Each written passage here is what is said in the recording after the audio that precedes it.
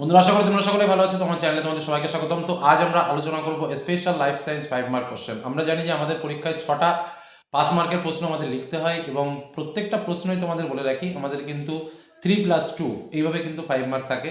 Direct 5 মার্কের question কিন্তু আসে না বললেই চলে। একদম যে পাবো না আমি সে কথা বলছি না, কিন্তু স্বাভাবিকভাবে প্রশ্নপত্রে কিন্তু আমরা দেখতে পাই না। ইভেন আমাদের যে চিত্রটা আসে সেই চিত্রটাতেও কিন্তু 3+2 আকারে আসে, কারণ চিত্রটা আঁকানোর জন্য থাকে আমাদের 3 মার্ক এবং চিত্রে যে 4টে পয়েন্ট আমাদের দেয় সেই পয়েন্টগুলো নোট করতে পারলে আমাদের আরও 2 মার্ক, অর্থাৎ মোট 5 মার্ক। অর্থাৎ আমাদের 3 মার্কের প্রশ্ন এবং 2 মার্কের প্রশ্নগুলো খুব ভাইটাল, যার জন্য তোমাদের স্পেশাল যে 3 মার্কের কোশ্চেন সেট আমি রেডি করে দিয়েছি, সেই প্রশ্নগুলো একটু অবশ্যই ভালো করে পড়বে। আর আজকের আলোচনাটা কিন্তু অন্যরকম, কারণ আজকে আমরা 5টা প্রশ্ন তোমাদের সামনে শেয়ার করব একদম দাগ নম্বর অনুযায়ী, কারণ আমাদের বিভাগ ঘতে স্বাভাবিকভাবে 5 মার্ক কোশ্চেন আসে এবং বিভাগ ঘয়ে আমাদের 4.1 তারপরে 2, 3, 4 এরকম করে আমাদের 6টা প্রশ্ন আসে। তো আজ আমি একদম এক দাগে কি কি প্রশ্ন আসবে, 2 দাগে কি প্রশ্ন আসবে, 3 দাগে কি প্রশ্ন আসবে, 4 দাগে কি প্রশ্ন আসবে, এরকম ভাবে 6 দাগে কি কি প্রশ্ন আসতে চলেছে তার একদম হুবহু ডিটেলস তোমাদের সামনে তুলে ধরবো। এই প্রশ্নগুলো ভালো করে কমপ্লিট করতে পারলে একটা কথা মাথায় রাখবে যে তোমরা 5 মার্ক কোশ্চেন তো কমন পাবেই, সেটা তো গেল একটা স্বাভাবিক কথা। তার সঙ্গে আমাদের পরীক্ষায় তোমরা জানো যে আমাদের 2 মার্কের প্রশ্ন কিন্তু 12টা লিখতে হয়। তো এই প্রশ্নের কিছু অংশ কিন্তু 12টা হিসেবেও কিন্তু তোমরা কমন হিসেবে পেয়ে যেতে পারো, মানে 2 মার্কস হিসেবে। তো একদম আমি কোশ্চেনের দাগ নম্বর দিয়ে দিই, অর্থাৎ যেমন ধরো 4-এর 1 দাগে আমাদের দুটো চিত্র দিয়ে দিলাম। 4-এর 2 দাগে কি কি প্রশ্ন রয়েছে আমি সেই প্রশ্নগুলো দিলাম, সেই প্রশ্নগুলো জয়েন্ট আকারে কিন্তু তোমাদের প্রশ্ন আসবে। এরকমভাবে তোমাদের জন্য আজকে স্পেশাল একটা প্রশ্ন সেট তোমাদের সামনে শেয়ার করছি। এটাই কিন্তু তোমাদের 5 মার্ক ফাইনাল সাজেশন তোমরা ধরে নিতে পারো। এই প্রশ্ন কটা রেডি করে পরীক্ষার হলে গেলে 5 মার্ক নিয়ে তোমাদের আর কোনো টেনশন থাকবে না, এটা নিশ্চিত রূপে জেনে রাখতে পারো। সময় নষ্ট করব না, আমরা সরাসরি চলে যাব 5 মার্কের জন্য কি কি প্রশ্ন আমরা রেডি করে দিয়েছি তোমাদের জন্য, সেই প্রশ্নগুলো দেখে নাও। চলো দেখে নেওয়া যাক প্রশ্নগুলো। হ্যাঁ, আর একটা কথা অবশ্যই বলবো, পয়েন্ট ভিত্তিক উত্তর দেবে, ফালতু একদম গাজাবে না।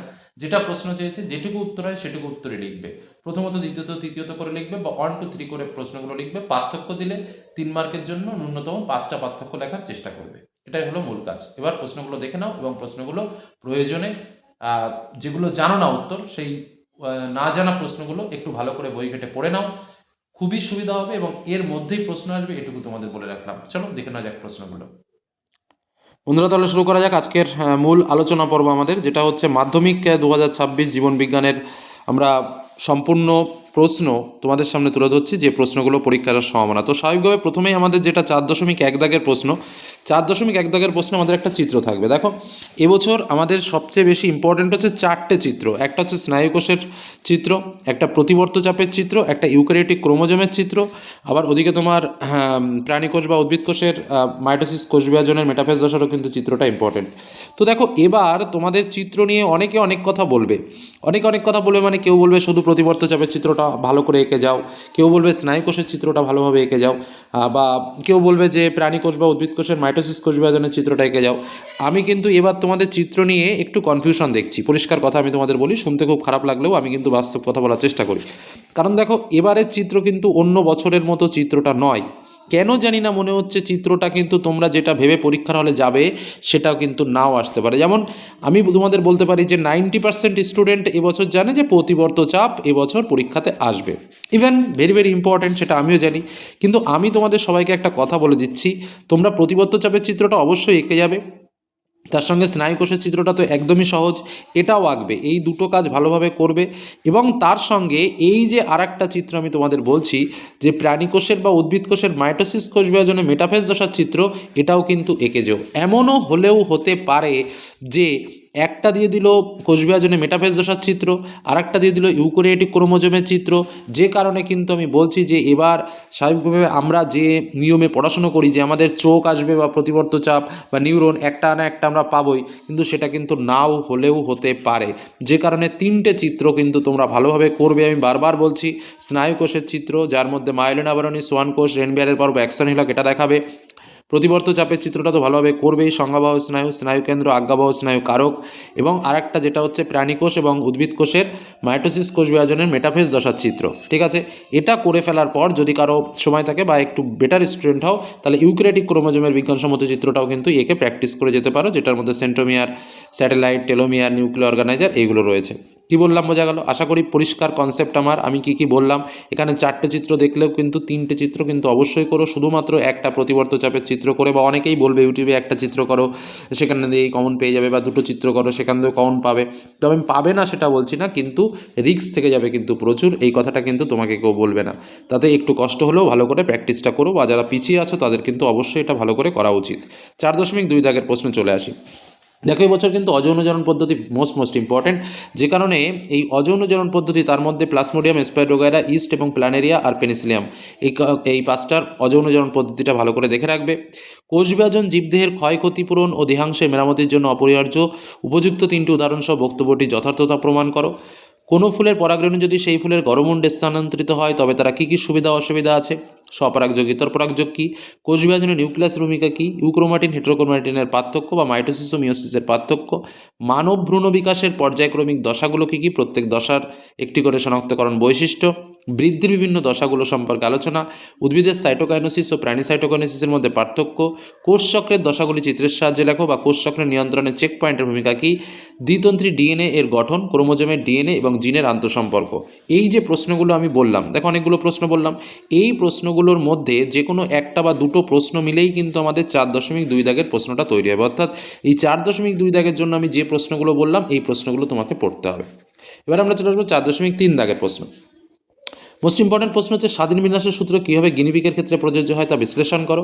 স্বামী ও স্ত্রী দুজনেই কোনো একটি রোগের বাহক কিংবা স্ত্রী বাহক হলে স্বামী স্বাভাবিক। এরূপ বিবাহবন্ধন সম্পর্ক হলে সন্ততিরা কিভাবে জিনগত রোগে আক্রান্ত হতে পারেন তা ব্যাখ্যা করো। Most important question. মটর গাছের ওপর মেন্ডেলের কাজের 3টি পর্যায়ের নাম কি? প্রকরণ কি? উদাহরণসহ প্রকরণের বিষয়টি লেখো। জেনেটিক কাউন্সেলিংয়ের গুরুত্ব কি? মেন্ডেলের সাফল্য লাভের 2টি কারণ কি? আধুনিক জীববিদ্যার প্রয়োগে মেন্ডেলের অবদান কি আলোচনা করো। মেন্ডেল দ্বারা নির্বাচিত মটর গাছের 3 জোড়া প্রকট গুণ এবং প্রচ্ছন্ন গুণ সারণীর সাহায্যে লেখো, এবং এক সংকট জনন পরীক্ষা থেকে প্রাপ্ত ম্যান্ডেলের সূত্রটি বিবৃতি করো। অত্যাধিক হারে বংশবৃদ্ধির 3টি উদাহরণ দাও। ল্যামার্কের তথ্যের প্রধান 2টি প্রতিপাদ্য বিষয় আলোচনা করো। একটা রেখাচিত্রের মাধ্যমে জৈব অভিব্যক্তির মুখ্য ঘটনাবলীর ক্রম অনুসারে তৈরি করো। পরিস্ফুটনের সময় প্রতিটি মেরুদণ্ড প্রাণীর ভ্রূণে যে গঠনগুলি দেখা যায় তাদের যে কোনো 2টির নাম তালিকাভুক্ত করো। মেরুদণ্ডী প্রাণীদের হৃৎপিণ্ড কীভাবে ওই ব্যক্তির সাক্ষ্য বহন করে তা লেখো। জিরাফের গলা লম্বা হওয়ার কারণ কি? ঘোড়ার বিবর্তন কিভাবে জীবাশ্মের সাহায্যে জানা যায়? মৌমাছির বার্তা আদান প্রদান কীভাবে হয় তা চিত্রের সাহায্যে ব্যাখ্যা করো। জীবন সংগ্রাম কি? প্রত্যেক প্রকার জীবন সংগ্রাম উদাহরণসহ ব্যাখ্যা করো। পায়রার উড্ডয়নে বায়ুথলির ভূমিকা কী? সমবৃত্তীয় অঙ্গ ও সমস্ত অঙ্গ দুটির পার্থক্য লেখো। ইকোস এর দাঁত ও পায়ের বিবর্তনটি লেখো। শিম্পাঞ্জি মানুষের বিভিন্ন আচার আচরণ অনুকরণ করে সেগুলি ব্যাখ্যা করে। এটা হচ্ছে 4.4 দাগের প্রশ্ন। তো এই 4.4 দাগের প্রশ্ন কিন্তু মোস্ট ইম্পর্ট্যান্ট এই বংশবৃদ্ধি থেকে। এর আগে কিন্তু আমরা 4.3 দাগের প্রশ্নগুলো বলেছি, স্বাধীন বংশগতি থেকে এই প্রশ্নগুলো। তারপরে যথারীতি 4.4 দাগে কী প্রশ্ন আসতে পারে সেটা বললাম। এবার আমরা চলে আসবো 4.5 দাগের প্রশ্ন।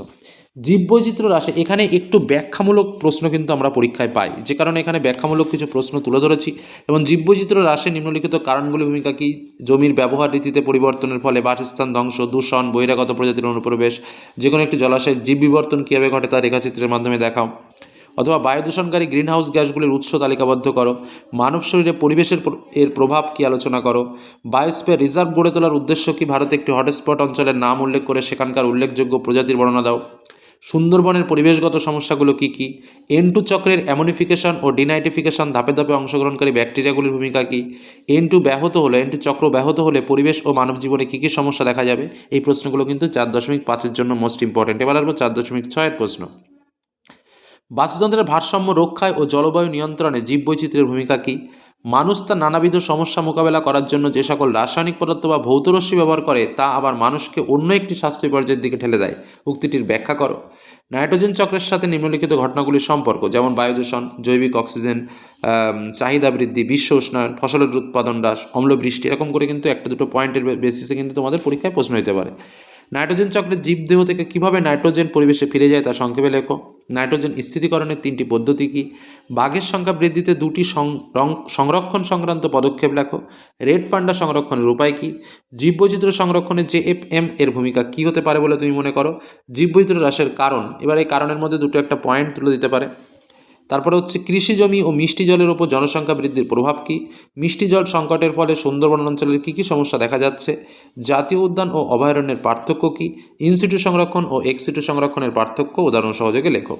এই হলো আমাদের প্রশ্ন। আমরা কিন্তু একদম স্পেশালি তোমাদের জন্য 4.1 দাগে কিছু প্রশ্ন তুলে ধরেছি, 4.2 দাগের জন্য কিছু প্রশ্ন তুলে ধরেছি, 4.3 দাগের জন্য কিছু প্রশ্ন তুলে ধরেছি, 4.4-এর জন্য ঠিক একইভাবে কয়েকটা প্রশ্ন, 4.5-এর জন্য কয়েকটা প্রশ্ন, 4.6-এর জন্য কয়েকটা প্রশ্ন।